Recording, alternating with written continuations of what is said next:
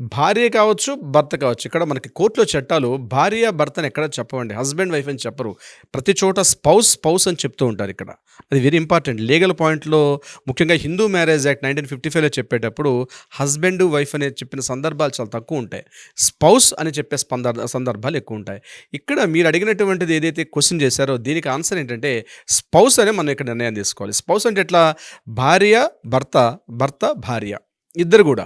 ఇంట్లో ఒక మ్యారిటల్ స్టేటస్‌లోకి ఒక వైవాహిక బంధంలోకి వెళ్ళిన తర్వాత భార్య భర్తకి చెప్పకుండా వెళ్ళిపోయినా, భర్త భార్యకి చెప్పకుండా వెళ్ళిపోయినా, సరైన కారణం లేకుండా కొద్ది రోజుల పాటు ఇప్పుడు రేపు మాపు వచ్చిన 2 రోజులు వస్తుందనుకున్న వాళ్ళు రాకుండా కంటిన్యూస్‌గా అక్కడే ఉండిపోయిన సందర్భాల్లో తన ఆపోజిట్ పార్ట్నర్‌ని తను లీగల్‌గా కూడా వెనక్కి రప్పించుకునే ప్రయత్నం చేసుకోవచ్చు.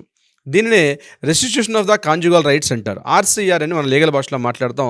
దీన్ని ఆర్‌సీఆర్ పిటిషన్ అని ఎక్కడైతే వీళ్ళు ఎక్కడైతే వైవాహిక కాపురం ఎక్కడైతే పెట్టారో, ఏ ప్రదేశంలో ఉన్నారో అక్కడ ఉన్నటువంటి దగ్గర ఉన్నటువంటి కోర్ట్‌లో దీనికి ఫైల్ చేసుకుంటే ఇమ్మీడియేట్‌గా కోర్ట్ ఏం చేస్తారంటే అపోనెంట్ ఉన్నటువంటి ఆ పర్సన్‌కి లీగల్ నోటీస్ పంపిస్తారు. లీగల్ నోటీస్ పంపించి కోర్ట్‌కి రమ్మనమని చెప్పి పిలిపించే ప్రయత్నం చేస్తారు.